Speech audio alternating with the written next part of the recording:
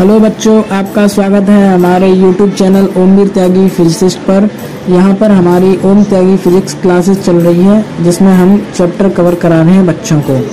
आपको बताना चाहूँगा कि अगर आपने पिछला वीडियो नहीं देखा है तो आप डिस्क्रिप्शन में जाकर जो मैंने लिंक दिए हैं उन पर आप क्लिक करके पिछला वीडियो देख सकते हैं। साथ ही बताना चाहूँगा, जिन बच्चों ने चैनल को सब्सक्राइब नहीं किया है वो सब्सक्राइब कर लिए, जिससे कि आगे के वीडियो उन्हें मिलते रहें और आपकी घर बैठे फ्री में तैयारी होती रहे। आप जानते हैं कोरोना के माहौल में इस समय ऑनलाइन स्टडी कराई जा रही है, तो आपको विदाउट कॉस्ट आपको फ्री में मिल रहा है। तो इसीलिए आप चैनल सब्सक्राइब कीजिए और साथ ही साथ अपना कोर्स पूरा कीजिए। वैद्युत द्विध्रुव के कारण निरक्षीय स्थिति में वैद्युत क्षेत्र की तीव्रता। तो पहली बात यहाँ ये आती है कि निरक्षीय स्थिति क्या होती है। तो निरक्षीय स्थिति का मतलब है कि ऐसा पॉइंट जो वैद्युत द्विध्रुव की अक्ष पर नहीं होगा, वो अक्ष से किसी दूसरे बिंदु पर होगा, अक्ष से हटकर होगा, इसीलिए हम उसको क्या कहेंगे, निरक्ष कहेंगे। ठीक है। तो बेटा इसके लिए हमारा डायग्राम कुछ इस तरीके से बन जाएगा। जैसे ये हमारा माइनस का क्यू है और यहाँ पर हमारा कौन है, प्लस का क्यू। ये पॉइंट है हमारा ए और ये पॉइंट है हमारा बी। आप लोग जानते हो इसका ये मिडिल पॉइंट हो गया ओ।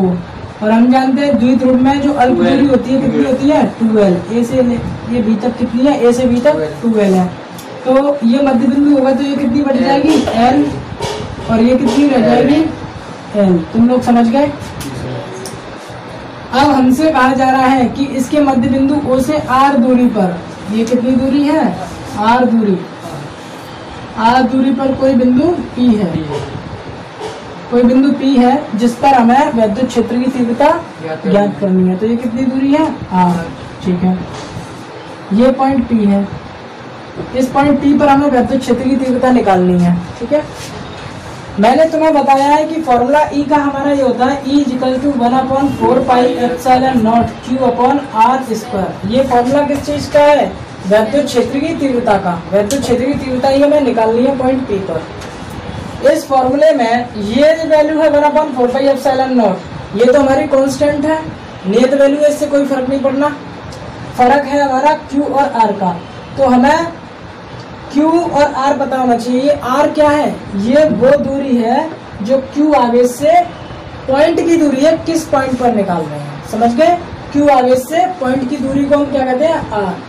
यहाँ पर हमारे पास दो आवेश हैं, एक है माइनस का और एक है प्लस का। तो इसकी वजह से भी एक तीव्रता आएगी, एक तीव्रता इसकी वजह से भी आएगी। ठीक है।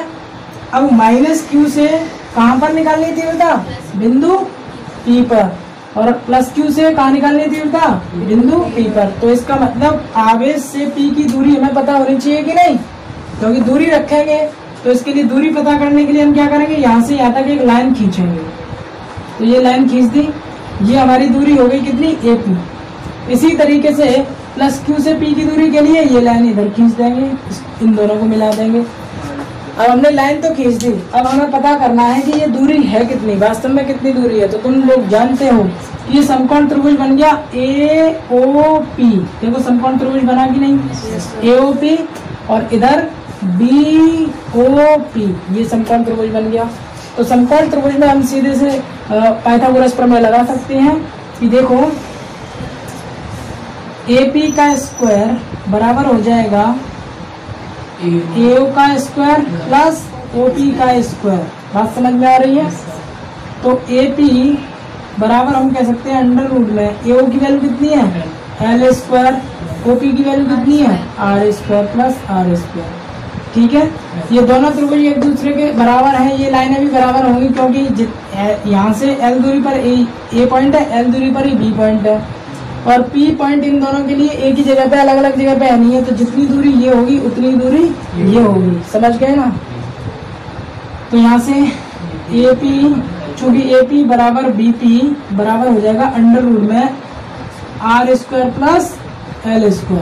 तो ये भी कितना हो जाएगा अंडर रूट में R² प्लस L², और ये भी कितना हो जाएगा अंडर रूट में R² प्लस L²। ये बात समझ में आ गई या नहीं, ये दूरियां दोनों।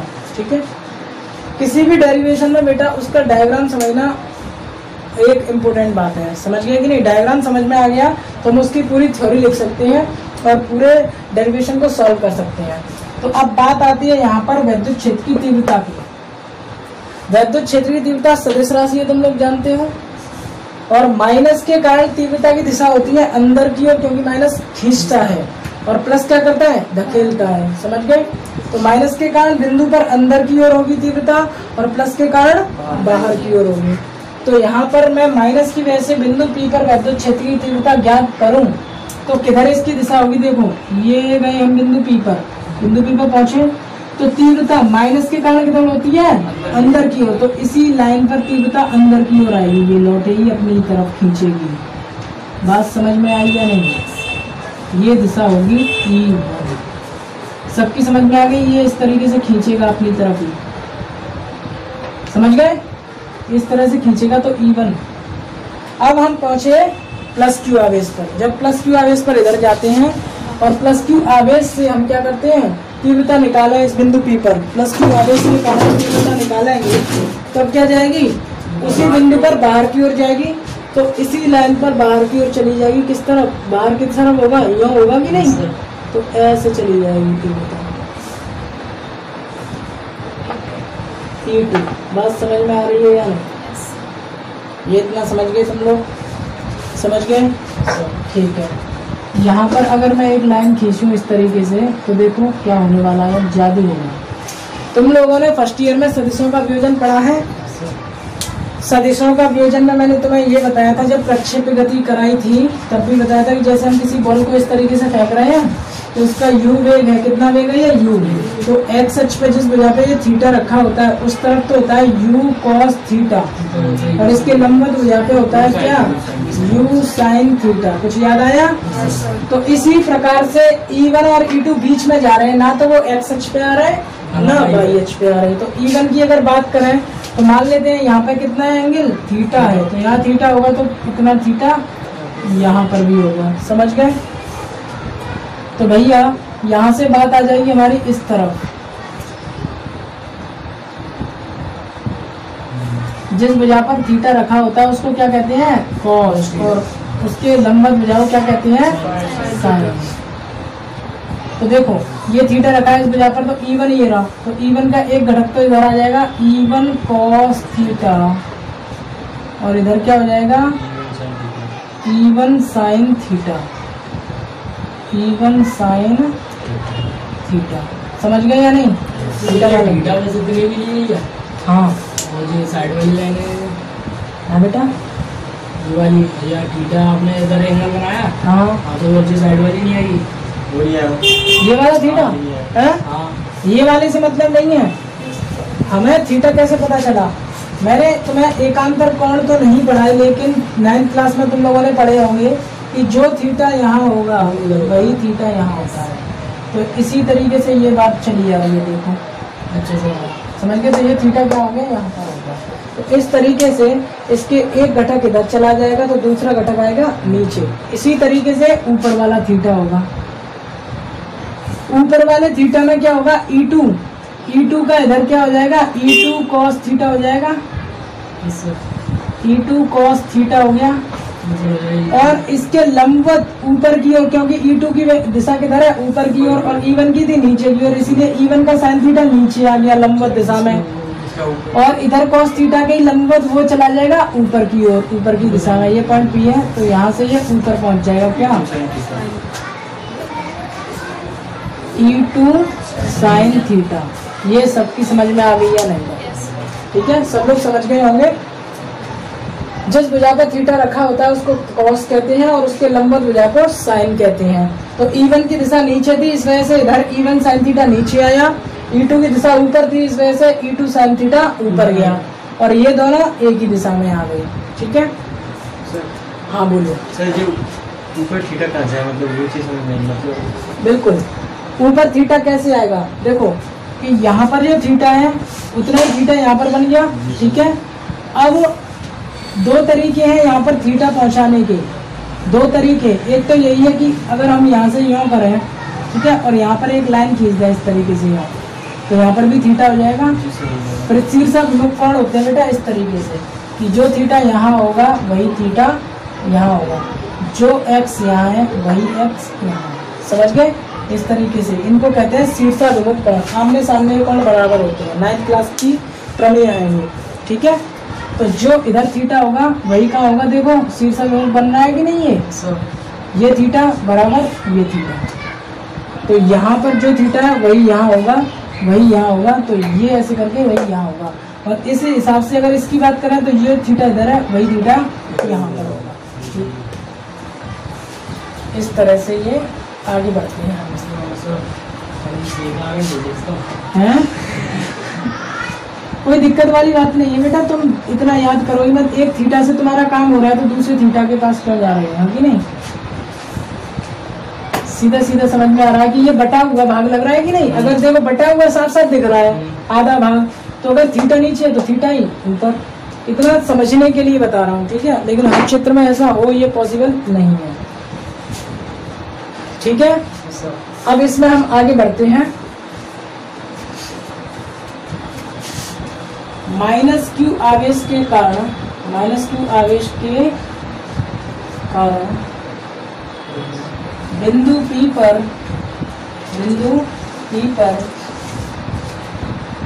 विद्युत क्षेत्र की तीव्रता, तो E1 बराबर आ जाएगा हमारा कितना, 1/4 pi epsilon naught K into Q upon are square. ये फॉर्मूला था Q अपॉन आर स्क्वायर। हमारे पास माइनस क्यू है, सदिश राशि है, इसीलिए यहाँ पे हम माइनस नहीं लेंगे, सीधे Q लेंगे, ठीक है।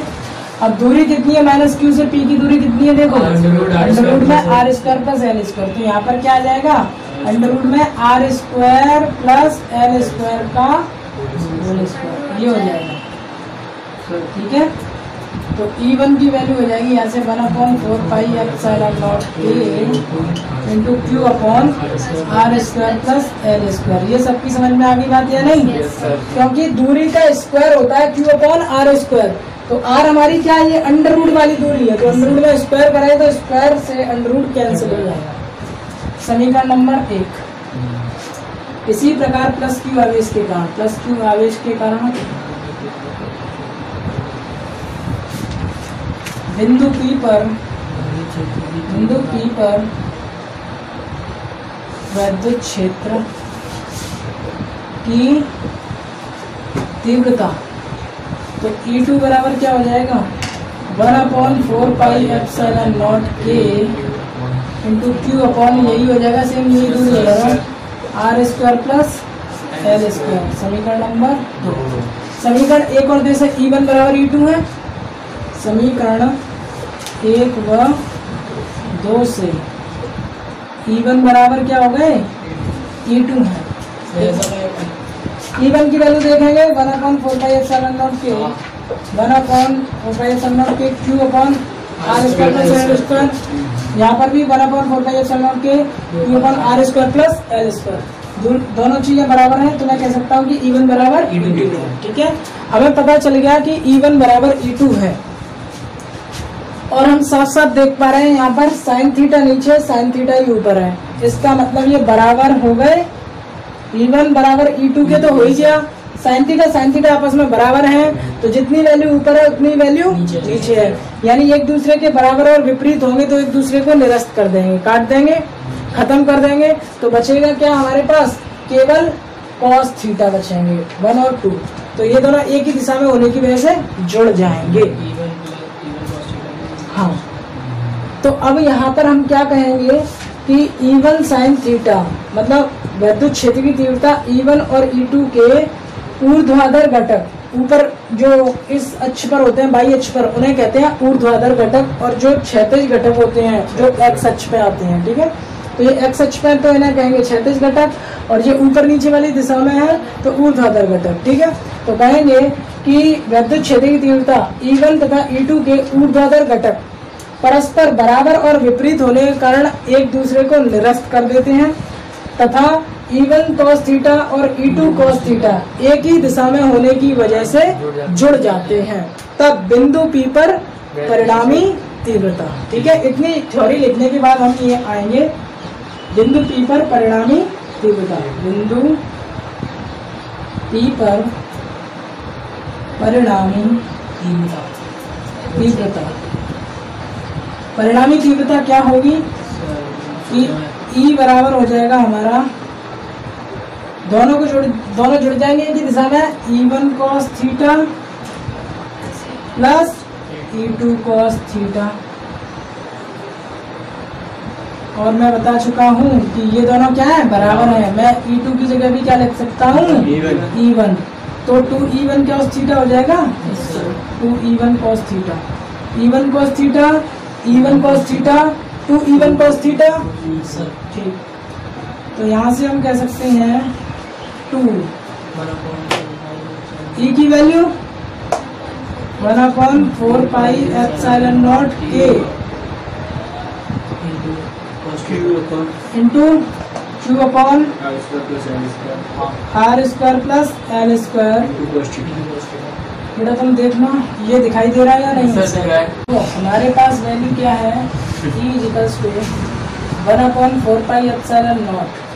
हमारे पास अभी वैल्यू थी 1/4 पाई एप्सिलॉन नॉट, जो 2 आगे लिखा था उसको हम यहाँ लिख देते हैं 2Q अपॉन अंडर में R square plus L square थी इंटू क्या था, cos थीटा। ये वैल्यू है हमारे पास, ठीक है। जो 2 आगे था यहाँ पर वो हमने यहाँ लगा दिया, हाँ K और था, ठीक है, समझ गए। ये वैल्यू थी। अब हमें क्या करना है, cos थीटा की वैल्यू निकालनी है। तो cos थीटा त्रिभुज AOP में, त्रिभुज AOP में क्या हो जाएगा, cos थीटा बराबर आधार बटे कर्ण, आधार क्या है हमारा AO बटे कर्ण क्या हो जाएगा AP, AO अपॉन AP। तो हमारा cos थीटा की वैल्यू आ जाएगी, आधार कितना है L AP अंडर रूट में R square plus L square, ठीक है। तीन है वैल्यू आपको यहाँ पर, equal to 1/4 pi epsilon naught K 2Q upon under root R square plus L square into cos theta की value L upon under root में R स्क्वायर, तो L अपॉन अंडर रूट में R square plus L square, ठीक है। तो यहाँ से ये तो बन जाएगा P की वैल्यू P बराबर 2QL, हम जानते हैं P बराबर क्या होता है 2QL। तो ये तो हो जाएगा 1/4 पाई एप्सिलॉन नॉट K, ऊपर हो जाएगा P और नीचे आएगा क्या, देखो ये पूरी की पूरी पावर इसका कुछ नहीं है, तो 1 है होल स्क्वायर की, लेकिन इसकी जो अंडर रूट है, अंडर रूट का मतलब होता है power 1/2 R square plus L square. इस पर अंडर रूट लगाए तो अंडर रूट की जगह में पावर 1/2 भी लिख सकता हूँ, ठीक है। तो इसका अंडर रूट का मतलब है इसकी पावर 1/2 और इस पर पावर कितनी है 1, कुछ नहीं है तो 1 है। तो इंटू हो रहा है, इनका इंटू है, डॉट है, इंटू हो रहा है। इंटू में क्या होती है, घातांक जुड़ जाती है, तो ये 1 + 1/2 जुड़ेंगी, 1 + 1/2 जुड़ाए तो कितने हो जाएंगे, 3 एकम 3, 2 एकम 2 और 1 3, 3/2 हो जाएगा। यानी कि 1 और आधा जुड़ के 1.5 ही तो होंगे, और 1.5 को हम 3/2 यानी 3 का आधा कह सकते हैं 1.5 को, तो 3/2 पावर हो जाएगी, समझ गए होंगे। R square plus L square की वैल्यू हो जाएगी यहाँ पर 3/2 पावर, समझ गए। अब हम कल की तरह कह सकते हैं कि L very very less than to R, इसलिए L square very very very very less than to R square. अतः L स्क्वायर को छोड़ने पर, अतः L स्क्वायर को छोड़ने पर, छोड़ देंगे तो हम क्या हो जाएगा, ये 1/4 पाई एप्सिलॉन नॉट K की वैल्यू 1 कर देते हैं, वायु अथवा निर्वात के लिए अपन, ये हो जाएगा क्या R स्क्वायर इंटू 3/2। यहाँ पे क्या लिख लो, अभी लास्ट पर नहीं, तो फिर मैं इसको छोटा करके लिखता हूँ, इस पद को नीचे बड़ा सा फॉर्मूला लिखता हूँ, E बराबर 1/4 pi epsilon naught K into P upon R square रह जाएगा, L स्क्वायर को छोड़ दिया, की पावर 3/2, इस 2 से 2 कैंसिल, तो पावर कितनी हो जाएगी 3। तो E बराबर फॉर्मूला बना 1/4 पाई एप्सिलॉन नॉट K की वैल्यू हो गई 1, K की वैल्यू कर दी 1, P अपॉन R3। ये हमारा फॉर्मूला ड्राइव हो गया न्यूटन पर कूलम। यहाँ पर कैसे इम्पोर्टेंट है, K बराबर 1 वायु व निर्वात के लिए, ये के बराबर वन हो गया वायु अथवा निर्वात के लिए। ठीक है, अगर यहाँ पर इसकी दिशा की बात आ जाए, विद्युत क्षेत्र की तीव्रता की दिशा किस तरफ होगी, तो दिशा देखो किस तरफ होगी, इवन ये तो कैंसिल हो चुके थे, बचे कौन, ये दोनों, और ये दोनों किधर आ रहे हैं, इस तरफ आ रहे हैं, तो एक दिशा इधर से आ रही होगी, इधर की ओर, यानी कि प्लस से माइनस की ओर। इसकी दिशा की अगर बात करी जाए तो दिशा हो जाएगी हमारी किधर से, प्लस से माइनस की ओर, यानी धन से ऋण की ओर।